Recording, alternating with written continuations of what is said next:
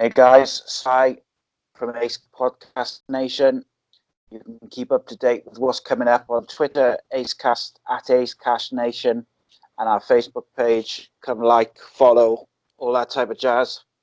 All our latest shows and videos will go to the YouTube channel first. So hit the subscribe button and then hit the bell to get notifications, so you get a notification every time we upload a video. So as we're all super bloody hyped for Avengers Endgame, we thought we'd do 3 mini podcasts discussing each of Marvel's phases for their 10-year masterpiece of storytelling. Joining me for this is my buddy from the conspiracy theory shows, Rhys. Say hi, Rhys. Hi, everyone. This is going to be good stuff. So unlike the other shows we've done, which were longer, and obviously all the guests I've had, where I've been like prepared and I've sort of planned out where I'm going to go. We're just going to go through the films bit by bit and see where it takes us, I suppose. But like, it was a decade ago that it all started, and like my youngest kid, he wasn't even born when Iron Man 1 came out, and like he's obsessed with them and he's hyped as freaking hell for Endgame, but he wasn't even born when they started. So it was like, it shows you how long and intertwining they've been, and it's no easy feat. Like, not many TV series go 10 years, let alone like a film series with a load of TV series intertwined into it. That in itself is quite the achievement, if you ask me. What do you reckon? Totally, mate. Marvel has revolutionised film industry, TV industry. Look how many TV series spin-offs they've had. Granted, most of them haven't worked. But people, as soon as Marvel release anything now, everyone's all over it. No matter what. And it's... Go on. And, we got to be fair. Not everything Marvel has done has been that great. There's been a few little clangers in there, haven't there? Oh, yeah. But you know what? Like, I like all the TV shows. The ones where it's the films. There's been the odd film, which I haven't been that impressed with. But I like all the Netflix shows. And I love Agents of S.H.I.E.L.D. as well. It's got better and better every season. That's my favourite one. But like, if you look, like DC have tried to copy it, and they just haven't been able to do it. So like, that shows in itself how hard it is to do, because arguably they had bigger, more well-known characters to start with. If you get like where Marvel started in 2008, they didn't have like a Batman and a Superman and all that type of thing. Like, Iron Man was a relatively obscure character. Yeah. And he introduced us to the Marvel universe. Oh yeah, and like, the thing is as well is like when I was a kid, I wasn't really into like comics and that, and it's only since 2008 that I've really got into them, and like I watch various like YouTubers and stuff who talk about all the Easter eggs and the stuff coming, which links them to the comics and that. But like from by all accounts, Iron Man's not like he's not like a Batman or a Superman or someone like that. He was really, really famous and was like had a huge comic book run.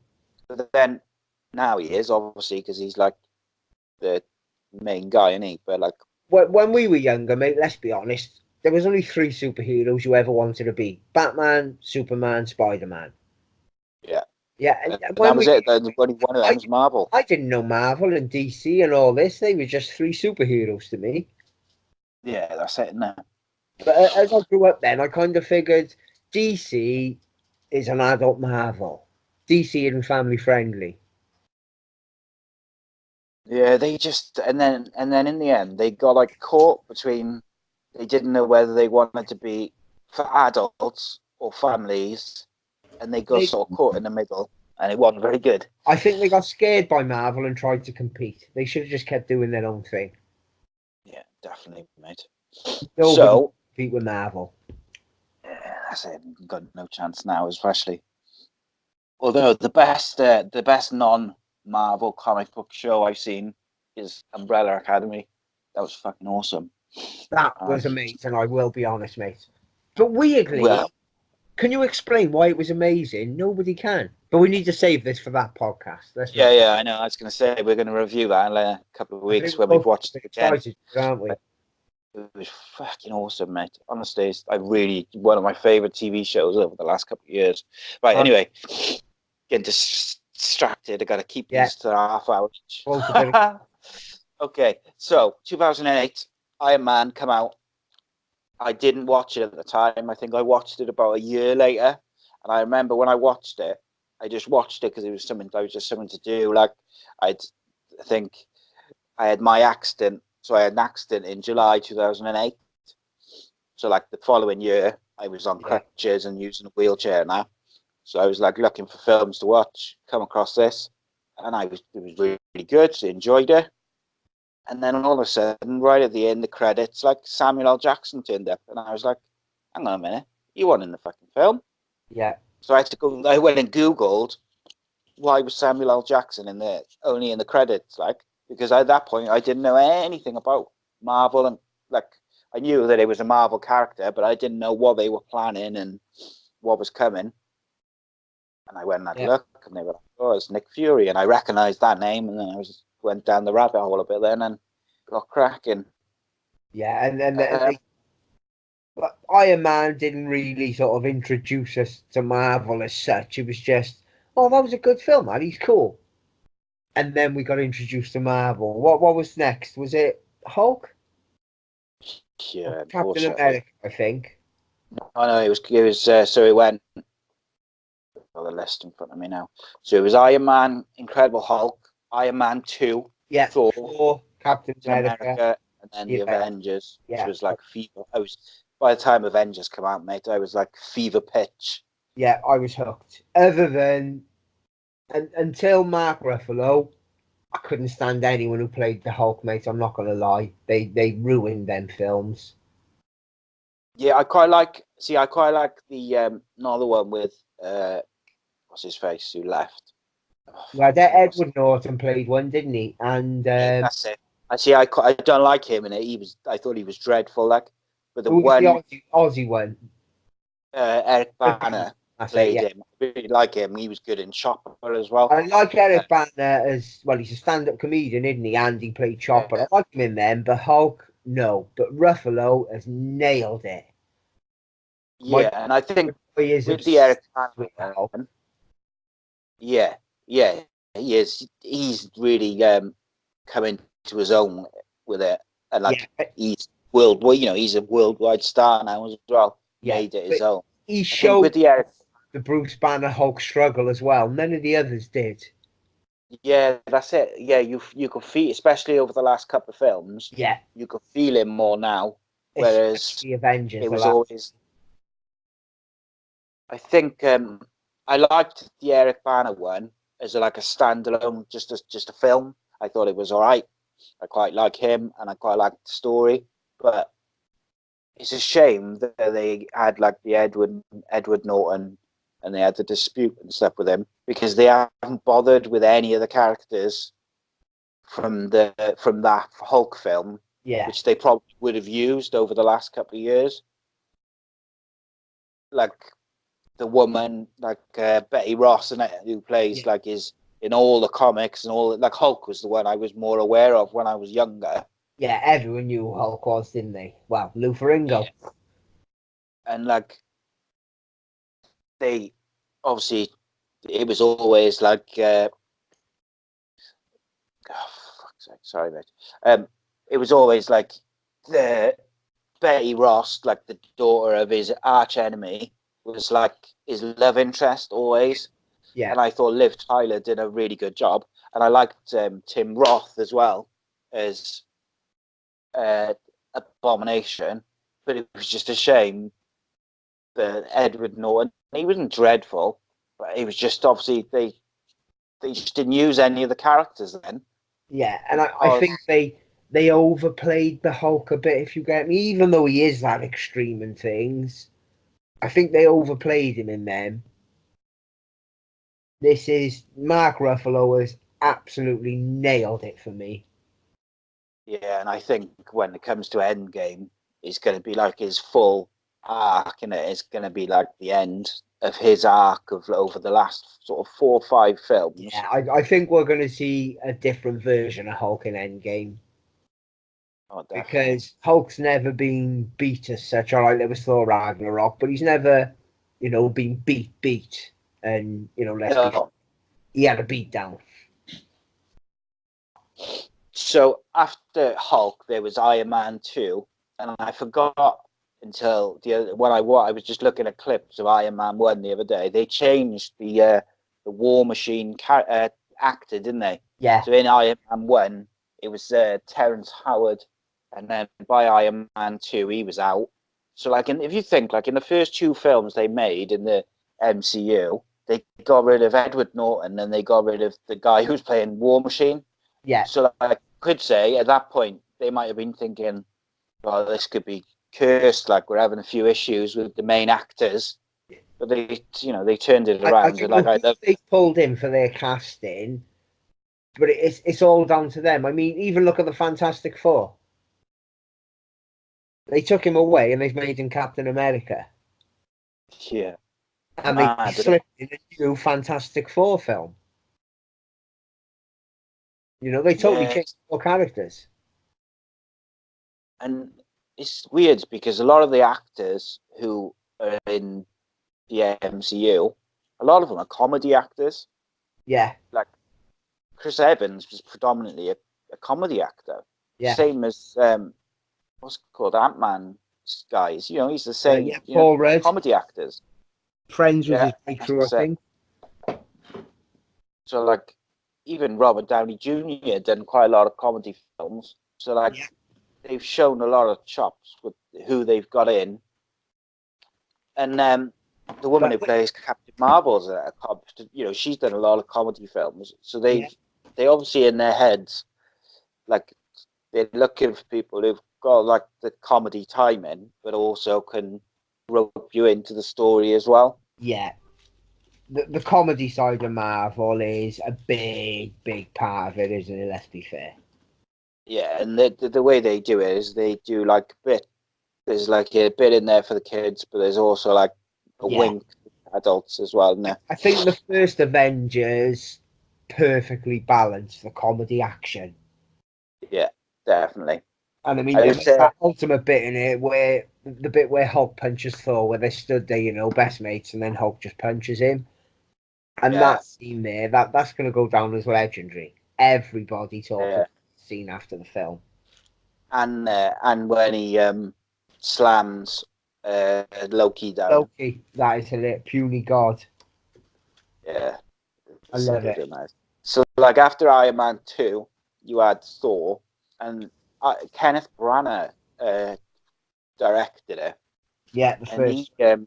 I didn't realise when I was looking at the clips, he made Chris Hemsworth dye his eyebrows blonde in the first one because he wanted this authentic Nordic look, and it looks really weird now because obviously he had it in the first one, and then as they've changed directors and whatever, they haven't wanted the same look, and it just looks weird, man. It just looks he's got these bright blonde eyebrows.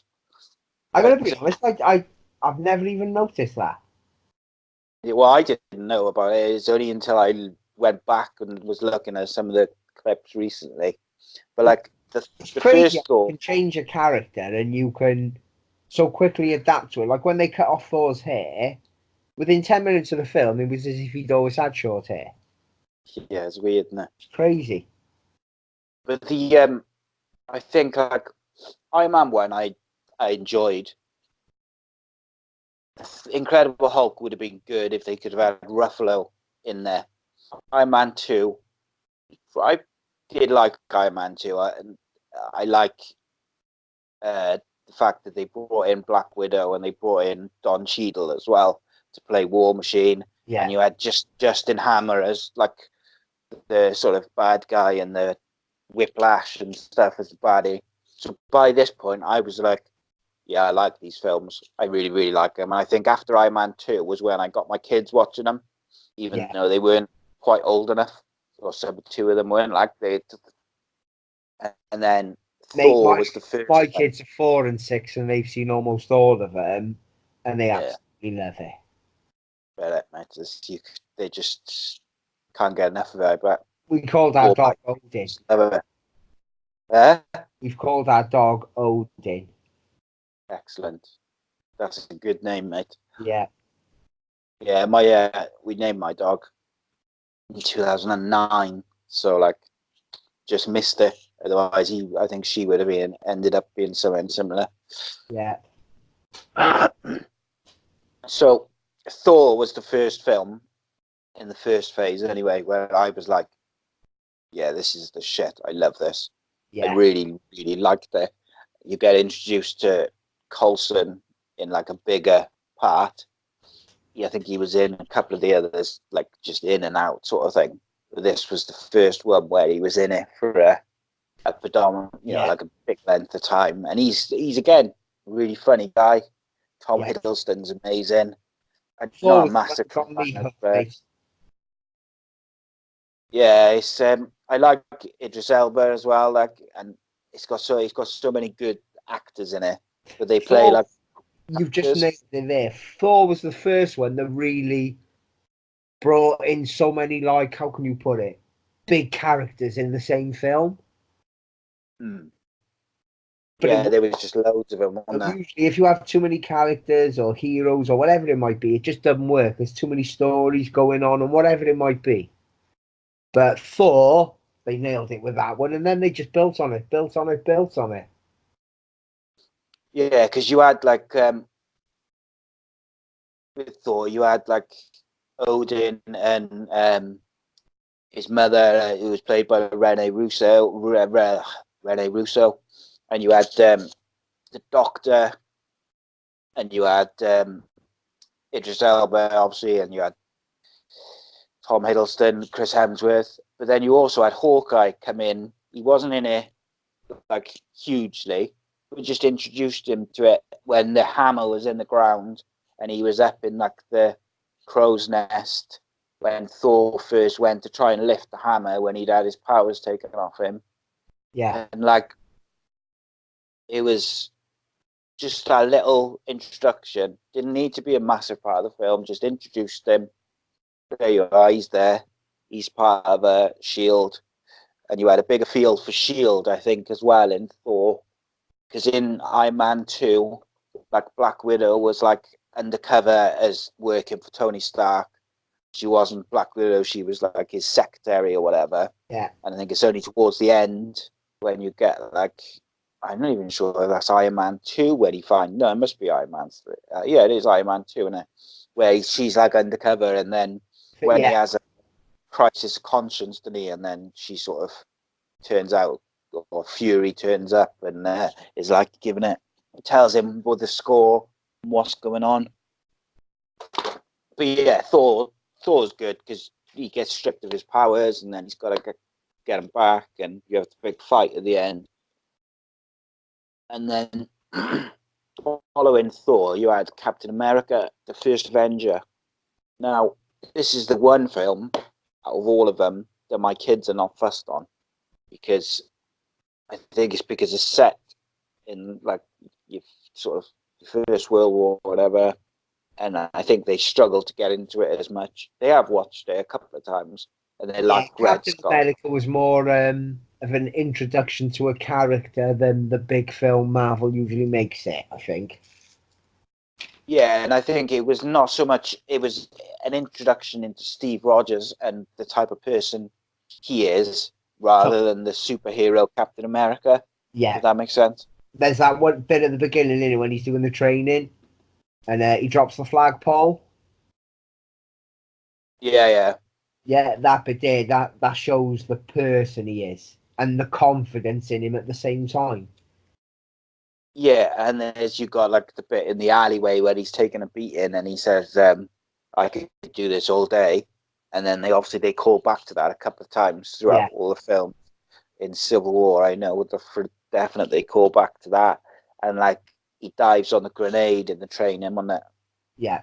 So like, but it's a fake grenade that when they're trying to find candidates for this super soldier serum. Yeah. And he just dives on it without thinking. And the thing always amazes me about it is the work, like the special effects to make him really skinny. And Amazing. That is how they do that.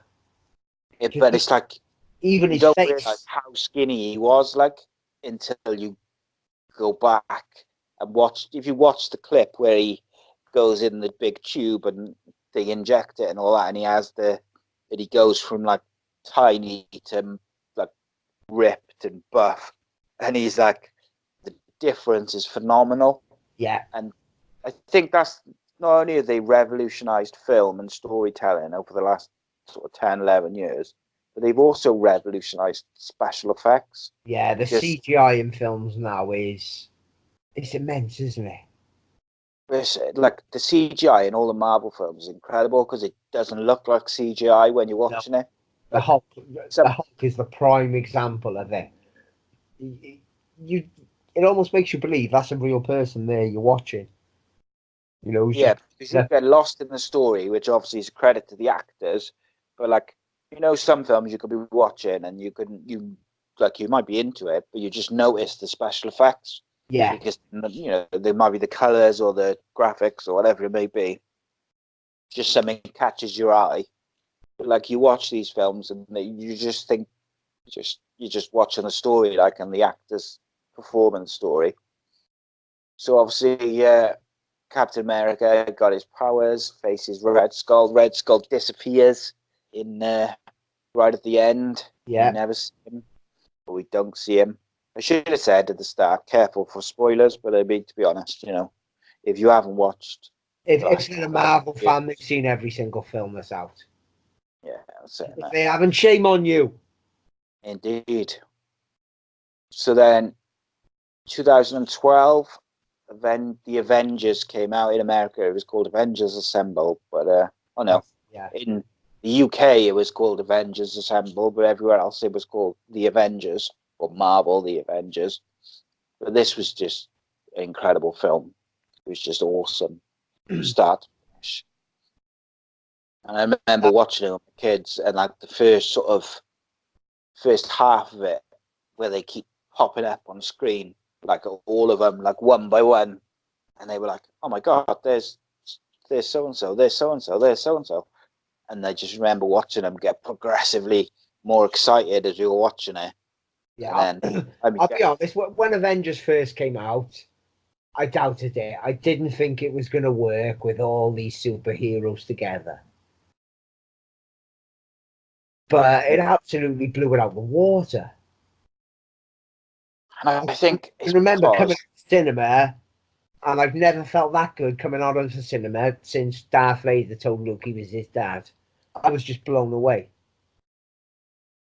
Yeah, it was just phenomenal. And like just the way, and I think a big part of it is the majority of, or a lot of people who watched Avengers had watched the 5 or 6 films before, so they didn't have to waste time doing origin stories and building up the characters and why they're this and why they're that. They just told the story of the Avengers, and they just linked perfectly to different parts of all the other different films. Yeah, it was like the Tesseract or Hawkeye and Black Widow, and do you know what I mean? Like they were just, it's within like the first 10 minutes of the film, bang, the enemy's there, and the fight started because we knew, like you say, who every single person was already. Yeah, and you had it wasn't just action for action, because in the first scene, like Loki comes and takes the Tesseract and takes like mind controls Hawkeye and the Doctor, but also you see the Tesseract straight away, so you're like, oh, I seen that in Captain America, Yeah, and then you're like, oh, I seen Hawkeye and Iron Man too, and so even if I still think you must be mad to like not have watched all of the Marvel films, but equally, you could easily have just watched it Yeah, and just as a you film. get the character straight away, sort of thing. I mean, most people know Loki and Thor are anyway from mythology and school and things. Yeah, yeah, and I think Tom Hiddleston's just so good as well. He plays Loki perfectly, and he's another one like Hulk, who's had like this perfect long story through multiple films of like started off where he was friends with Hulk, and then really he was jealous, and then progressively through the films, it's like moved to like at Avengers. Now he was like at his fever pitch of hating Thor, but like he didn't hate him like he wanted to kill him. He hated him, and he wanted to take like rule Earth to show Thor that he could be this like ruler. Yeah, And he wanted to be the better brother, basically, didn't he? yeah, It was and the I old like the way ego they thing. went that all the way around to full circle. So Oh, to later on, but them there, rivalry. yeah, yeah, it is. Yeah, yeah, right. So, what's your favorite part of Avengers? Honestly, my favourite scene in Avengers is that one I said earlier, where they stood there pretty much after the battle and Hulk punches Thor. That was legendary. It was one of the funniest moments I've ever seen in any film.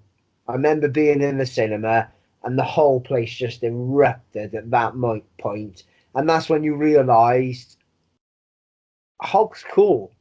He wasn't just the Hulk. At that point there, you were like, bang, that's cool. Mm. Yeah, and I think as well that when he smashes Loki, but I like the when Hulk first turns up on the motorbike at the end, and Iron Man says to Captain America, "Right, call it," and he like says, "Do this, do that," and they do like a spinning shot of them all stood together for the Yeah, first time. That's my, that was when I was like, "Oh, that's like a spine tingling film moment." yeah, Just it like was. film moment, indeed. So that was phase I've got to one. ask you before we move on, who is your favourite character?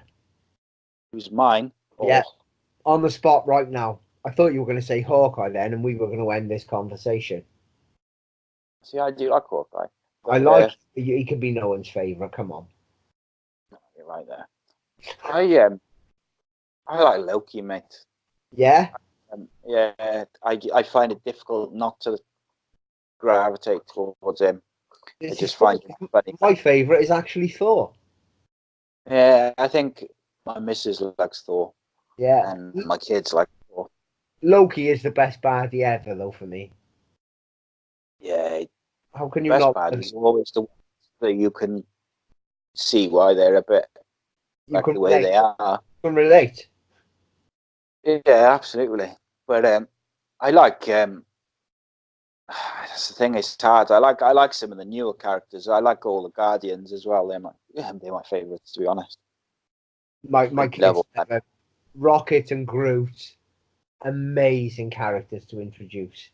Groot especially. Like the perfect toy company dream they were, weren't they? Yeah. As soon as them characters come up, did you notice Disney went, "Wow, we're having all you lot." Yeah, they just toys. We so I bought the kids like they got the helicarrier and stuff when they were younger. Yeah, And, it's like the best toy ever. The helicarrier. It's just like this massive thing. I had a load of fun with that. yeah. Kids are all My kids are into now. the dressing up of it. We got all kinds of their outfits here, mate. Yeah, you gotta have the costumes. It's Oh the yeah, easiest World Book Day ever. If you've got like a Marvel fans of kids, just yeah. We've got them all: Iron Man, Spider Man, Captain America. He's got a rocket one, my boy.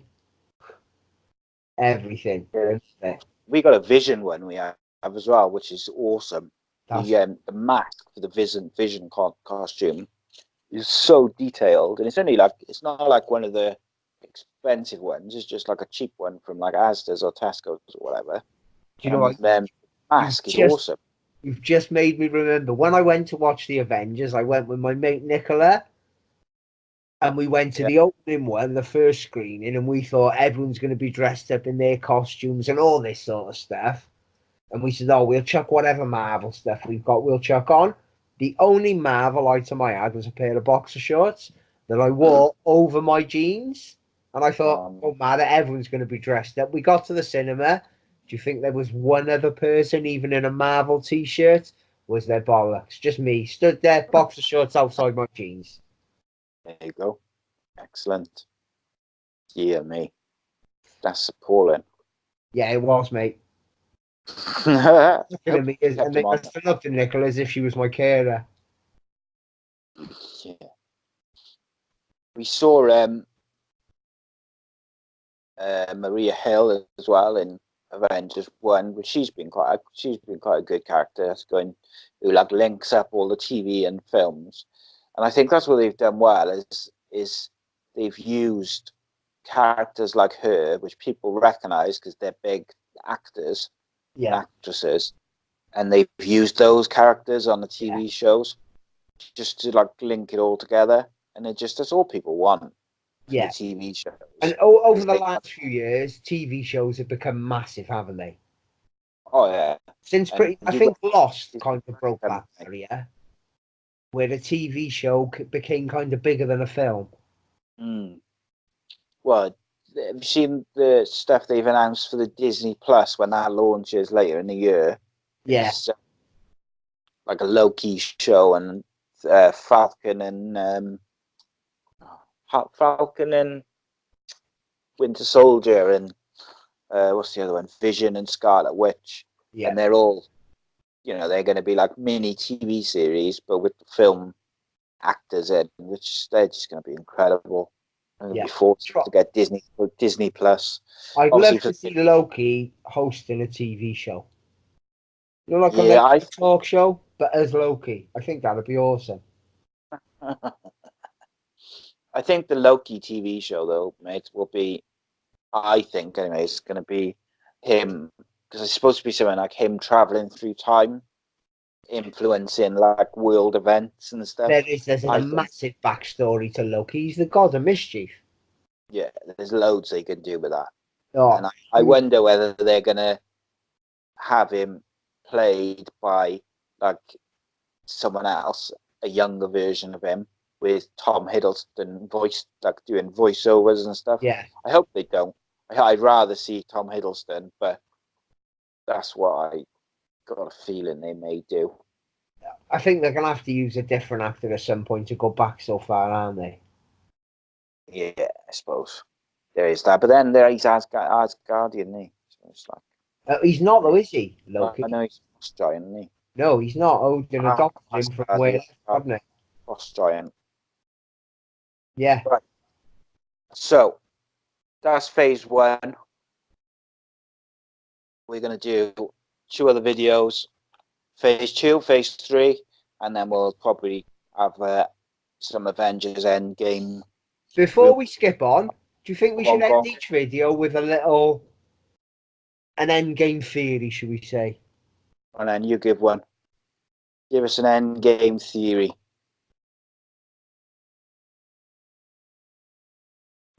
Who do you think? I want to ask you a question, and I want your theory here. Who do you think is going to deliver the kill blow to Thanos?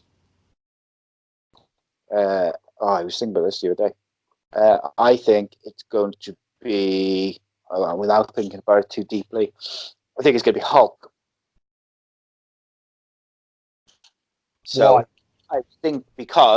I think since the end of Age of Ultron, they've been building up his story.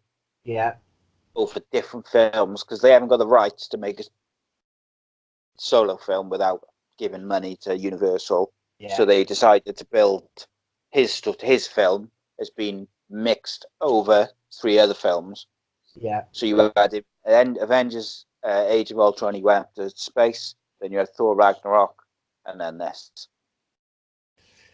So he's now on the redemption straight of his story, where he's had the big. So if it was one film, this is like the middle of the film where he's had the big knockback where he loses, and then Avengers Endgame is going to be his arc, where the first part of the film he still won't be Hulk. He still won't be Hulk. Something will happen. Probably Black Widow will get attacked. Yeah. Hulk will come out. He'll go in nuts. Thanos will retreat. Then they'll have a big battle at the end, and I think he'll give him an ass whooping. That's who I think. I agree with you there. I think Hulk's going to give him a major ass whooping. You know, they got to meet again, haven't they? It's got to happen. But the kill blow for me, I think I can't narrow it down to one person, but I think it's either going to be Thor or Captain America. Only because they're original Avengers and they're the most honourable of the Avengers. If anyone deserves that mantle, it's one of them two.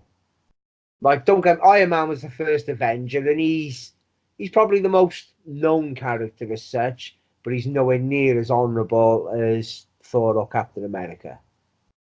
So I think Thor will do it if it involves some sort of time travel, and they go back to the exact moment where he threw the Stormbreaker and hit him in the chest, and then Thanos says, "Oh, you should have aimed for my head," and then he disappears.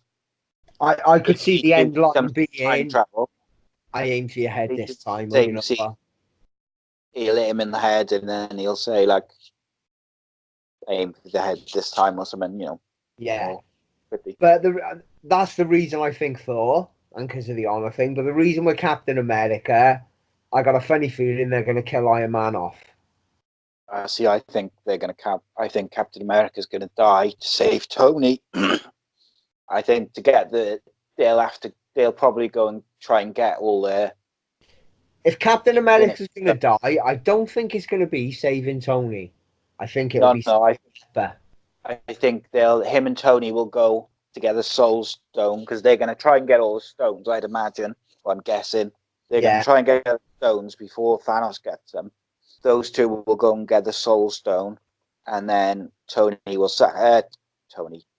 America will sacrifice himself for Tony.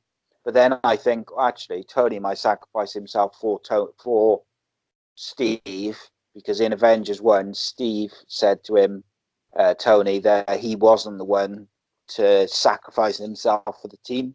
Yeah, there was that. Spinning it either way with both of them. I think Captain America, if he's going to snuff it, I think it's going to be saving Pepper and Tony's unborn child. Yeah, there's so many different ways seeing it. Yeah, but regarding the Soul Stone, to me, it's either going to be the swap soul is either going to be a baddie that they somehow, connive to do it, or Nebula in the ultimate sacrifice, because Nebula's been a bit of a twat, to be honest, up until the last few films. In the comics, it's Nebula who kills him. Yeah. So I think they'll tease that. But I don't think she'll be the one who kills him. So I don't think she's got the emotional. Thanos has been beat quite a few times in the comics, if I'm right. I think. Yeah. By various different characters. In one of the Infinity storylines, she killed him. I think Gamora might have killed him as well. Yeah. So they'll tease that. Who do you think stays dead? I don't think any of them will stay dead. The end of Avengers. I think any of them are dead. They've got to be in a quantum realm, or they've got to be somewhere. I see. I think Loki's going to stay dead because he wasn't killed by the stones. Yeah. Unless. That's I thought you meant just the snap. The ones who have died before, but anyone can be brought back to life. It's true. It's comic book, mate. Anyone can die and come back. That's the thing, isn't it? Look at Coulson. Loki's a frost giant. There's more chance you're going to bring something like that back to life. Coulson was just a normal human. Tahiti, baby. Yeah, right. So, last quick question for the phase 1. Do you think that bloody name, man, Quicksilver will come back in Avengers Endgame? I think you're going to get snippets of them all because I've got a theory on Endgame, and I think we better Right, save the right. So we've gone 40 minutes now. So to everyone listening, watching, thank you for watching. Thank you for listening. Thank you for joining me, Rhys. Subscribe to the YouTube channel, like the Facebook page, come visit on Twitter. It's at ACEcast_nation. Cheers, guys. Bye, everyone.